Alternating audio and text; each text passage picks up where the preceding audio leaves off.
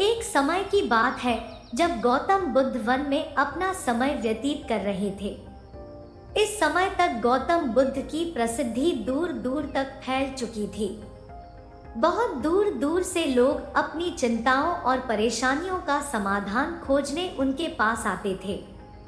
ऐसे ही एक दिन जब बुद्ध वन में अपने शिष्यों को प्रवचन दे रहे थे, तब एक अधेड़ उम्र का व्यक्ति अपने 20 से 21 वर्ष के पुत्र को अपने साथ लिए बुद्ध की तरफ चला आ रहा था।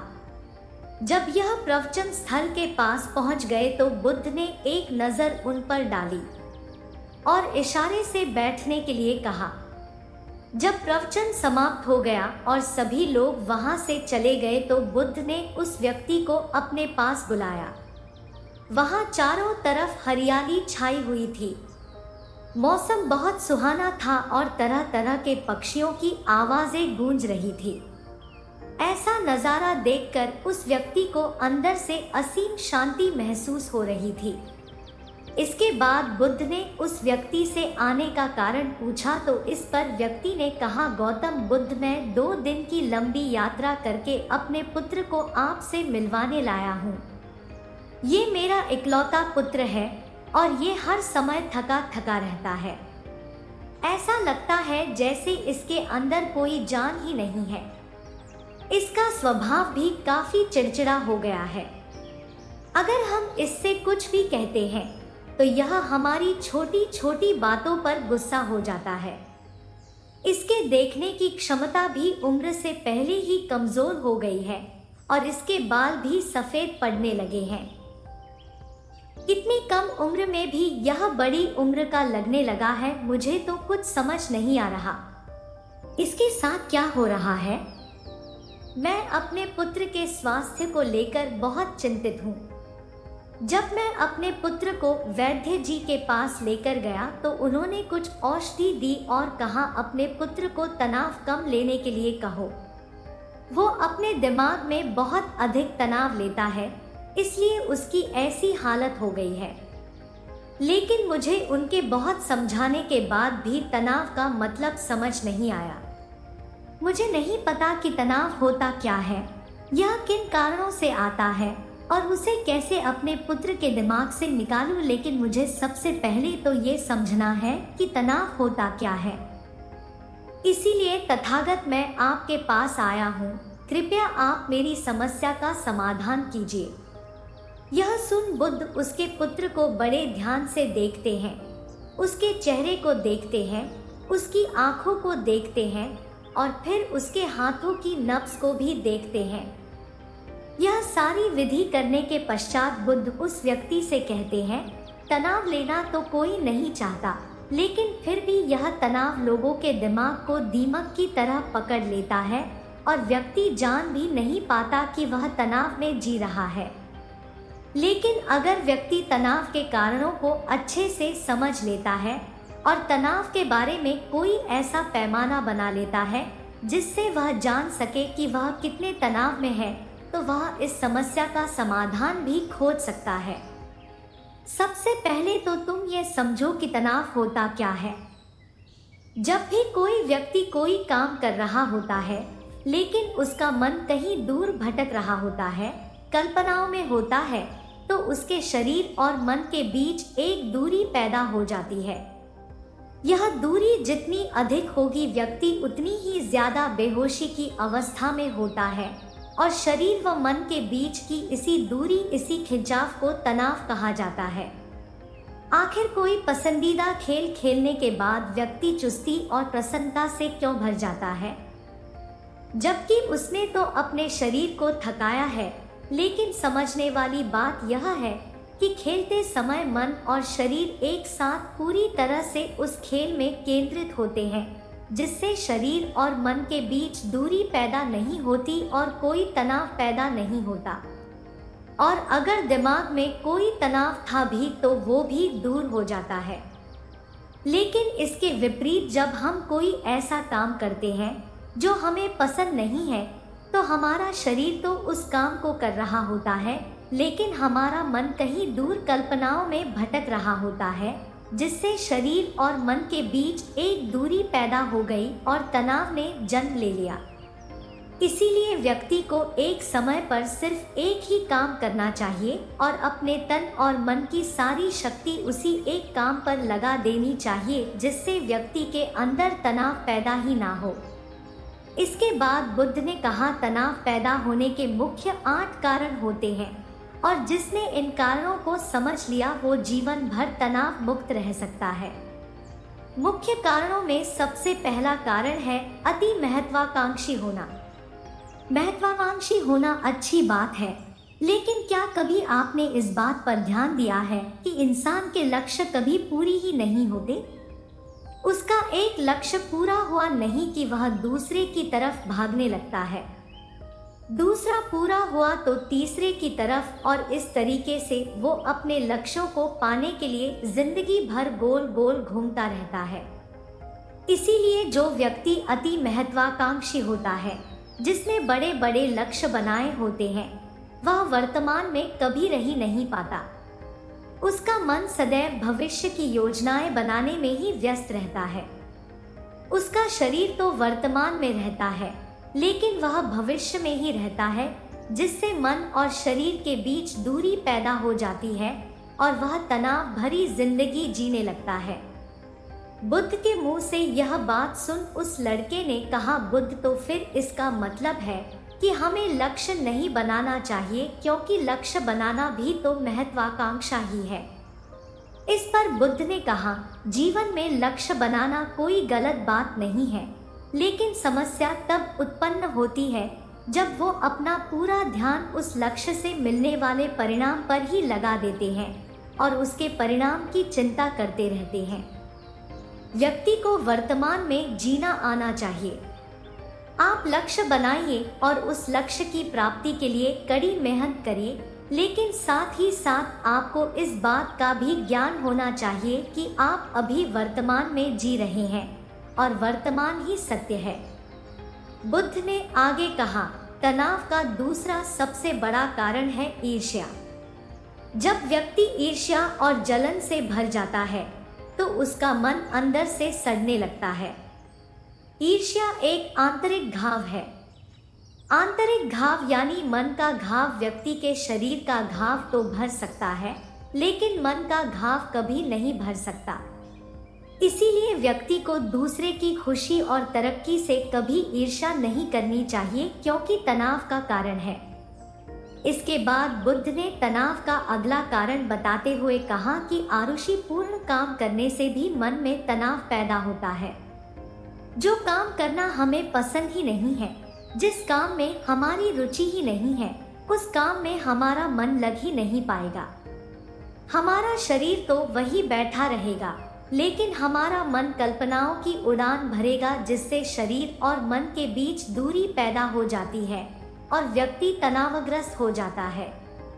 इसीलिए इंसान को हमेशा अपनी रुचि के अनुसार ही कार्य करनी चाहिए। अगर व्यक्ति ने ये पता कर लिया कि उसे कौन सा काम करना पसंद है और वो उसी काम को अपने जीवन का लक्ष्य बना लेता है, तो फिर वो काम उसके लिए काम नहीं बल्कि खेल बन जाता है। फिर बुद्ध ने कहा, तनाव का चौथा कारण होता है किसी दूसरे से अपेक्षा रखना। बुद्ध ने उस व्यक्ति की ओर इशारा करते हुए कहा, एक पिता होने के नाते तुम्हारी अपने पुत्र से बहुत सी अपेक्षाएं होंगी कि तुम्हारा पुत्र एक बहुत ही कामयाब इंसान बने, तुम्हारा नाम रोशन करे, जैसा तुम चाहते हो उस तरह का जीवन जिए, तुम्हारी हर बात माने। लेकिन क्या आज तक कभी किसी की सारी अपेक्षाएं पूरी हुई है? जब भी कोई व्यक्ति किसी दूसरे से कोई अपेक्षा रखने लगता है तो वो अनजाने में अपने लिए तनाव पैदा करने लगता है। जरा सोचो कि अगर तुम्हारा बेटा तुम्हारे अनुसार काम नहीं कर रहा और वो नहीं बन पा रहा जो तुम उसे बनाना चाहते हो, तो निश्चित रूप से तुम्हारे दिमाग को तनाव पकड़ लेगा। तुम तनाव से भरा जीवन जीना शुरू कर दोगे और इस तनाव के बस में आकर तुम ऐसा व्यवहार करोगे, ऐसी बातें करोगे कि तुम्हारा अपने पुत्र के साथ संबंध और भी खराब होता चला जाएगा। इसीलिए व्यक्ति को जितना हो सके उतनी कम अपेक्षाएं दूसरों से रखनी चाहिए और अगर पूरी तरह से तनाव मुक्त रहना है तो दूसरों से अपेक्षा रखना ही बंद कर दो। इसके बाद बुद्ध ने कहा कि शारीरिक कष्ट भी इंसान के तनाव का एक कारण होता है। जब व्यक्ति किसी शारीरिक पीड़ा से गुजर रहा होता है तो उसका पूरा ध्यान बस अपने उस शारीरिक दर्द पर होता है और वो पूरे दिन बस उसी के बारे में सोचता रहता है, जिससे उसका मन दुख के विचारों से भर जाता है और ऐसी स्थिति में व्यक्ति तनावग्रस्त रहने लगता है। यह सुन उस व्यक्ति ने कहा कि हे बुद्ध, शारीरिक दुख तो किसी भी व्यक्ति को हो सकता है, तो फिर क्या हुआ? व्यक्ति जीवन भर तनाव में ही जिएगा? इसका जवाब देते हुए बुद्ध ने कहा कि इंसान को ये बात समझनी चाहिए कि हमारा जीवन दुखों का आधार है। जैसे जैसे हमारा जीवन आगे बढ़ता है इसमें दुख आते हैं, बीमारियां आती हैं और फिर अंत में मृत्यु भी आती है। तो बीमारियां इंसान के जीवन का अभिन्न अंग है, कोई इनसे बच नहीं सकता। बस किसी किसी के जीवन में ये समय से पहले आ जाती है तो किसी के बाद में पड़ती है। जब इंसान का मन इस बात को अच्छे से समझ लेगा तो फिर वह अपनी बीमारी के बारे में सोच सोच कर ज्यादा तनाव नहीं लेगा, क्योंकि यह हमारे जीवन का अभिन्न हिस्सा है और इसके लिए व्यक्ति को शारीरिक रूप से भी अभ्यास करते रहना चाहिए। अपने जीवन में व्यायाम और स्वस्थ जीवन शैली को भी जगह देनी चाहिए ताकि उसका शरीर लंबे समय तक निरोगी रहकर सही से काम कर सके। तनाव का अगला कारण होता है अपनी योजनाओं को समझने के लिए समय न देना। कुछ लोगों के दिमाग में कोई विचार आया नहीं है कि वो बिना सोचे समझे उस पर काम करना शुरू कर देते हैं और जब उस काम में उन्हें असफलता मिलती है तो वह तनाव से भर जाते हैं, क्योंकि उन्होंने उस काम को शुरू करने से पहले उसके बारे में पूरी जानकारी इकट्ठा नहीं की थी।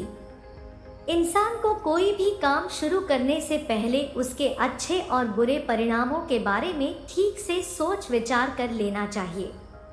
इंसान को इस बारे में भी सोच लेना चाहिए कि अगर ये योजना सफल नहीं हुई तो फिर इसके बाद मैं क्या करूँगा। इसलिए व्यक्ति को अपनी योजनाओं को ठीक से समझने के लिए पूरा समय देना चाहिए ताकि बाद में उस योजना की वजह से तनाव पैदा ना हो। तनाव का 7वां सबसे बड़ा कारण होता है टाल-मटोल करना। आज के काम को कल पर टालना। आप लोगों ने ये कहावत तो सुनी होगी कि आलसी इंसान के शरीर का सबसे बड़ा शत्रु है। इंसान आलस्य की वजह से आज के काम को कल के लिए टाल देता है और फिर काम को टालना उसकी आदत बन जाती है।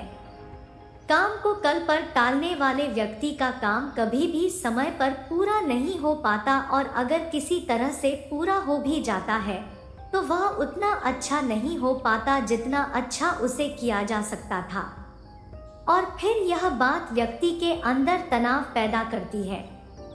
लेकिन काम को टालना या काम को एकदम अंत समय पर करना एक आदत है, इसीलिए व्यक्ति ना चाहते हुए भी बार बार अपनी इस आदत का शिकार बन जाता है और काम को टालता रहता है और फिर जब काम की समय सीमा पास आ जाती है तो वह तनाव से भरकर काम को पूरा करने का प्रयास करता है। इसीलिए तनाव मुक्त रहने के लिए व्यक्ति को काम को टालने की आदत छोड़नी पड़ेगी और यह तभी संभव है जब व्यक्ति काम को समय से पहले खत्म करने का निश्चय करे। सबसे आखिरी और सबसे प्रमुख कारण जो तनाव का होता है वो है ज्यादा सोचना। लगातार सोचते रहना भी एक बीमारी है और यह उस व्यक्ति में सबसे ज्यादा पाई जाती है जो कल्पनाएं करता है, जो अतीत की घटनाओं और भविष्य की बातों के बारे में सोचता रहता है, जो बेवजह के अनुमान लगाता रहता है। इसीलिए व्यक्ति को ज्यादा सोचने की आदत पर लगाम लगाना चाहिए। इसके लिए जितना हो सके खुद को काम में व्यस्त रखना चाहिए और हर दिन ध्यान का अभ्यास करने को अपने जीवन का हिस्सा बना लेना चाहिए। बुद्ध के मुंह से यह सारी बातें सुनकर उस व्यक्ति ने हाथ जोड़कर कहा, बुद्ध, मेरा पुत्र तो अभी मात्र 20 वर्ष का ही है और इसमें अभी इतनी समझ भी नहीं है कि यह आपकी बताई सारी बातों का एक साथ पालन कर सके। आप कृपया करके तनाव मुक्त रहने का कोई आसान सा तरीका बता दें जिससे मेरा बेटा उसका अनुसरण भी कर सके और तनाव मुक्त भी रह सके। उस व्यक्ति की यह प्रार्थना सुन महात्मा बुद्ध ने कुछ सोचते हुए जवाब दिया, अगर तुम इतनी सारी बातों का पालन नहीं कर सकते तो इसके लिए एक बहुत ही आसान विधि है। तुम एक बार में एक काम को करने पर ध्यान लगाओ। जो भी काम कर रही हो उस समय पर सिर्फ उसी काम को करो, सिर्फ उस पर ही अपना पूरा ध्यान लगाओ। और अगर तुम्हारा मन इधर उधर भटक जाता है तो जैसे ही तुम्हें याद आए उसे वापस फिर उसी काम में लगा दो। ये सबसे आसान और अच्छा तरीका है तनाव मुक्त रहने का। जब तुम भोजन करो तो उस समय सिर्फ भोजन ही करो, उसके पूरे स्वाद का आनंद लो और अनुभव करो। जब चलो तो अपना पूरा ध्यान सिर्फ चलने लगा दो। इससे तुम्हारा मन और तुम्हारा शरीर दोनों एक जगह पर केंद्रित रहेंगे। दोनों के बीच दूरी पैदा नहीं होगी जो कि तनाव का मुख्य कारण होती है। तो दोस्तों, कैसी लगी ये कहानी? कमेंट सेक्शन में ज़रूर बताना और अच्छी लगी हो तो इस चैनल को सब्सक्राइब करके नोटिफिकेशन को ज़रूर प्रेस कर देना। तो मिलते हैं अगली कहानी में, तब तक के लिए अपना ख्याल रखिए।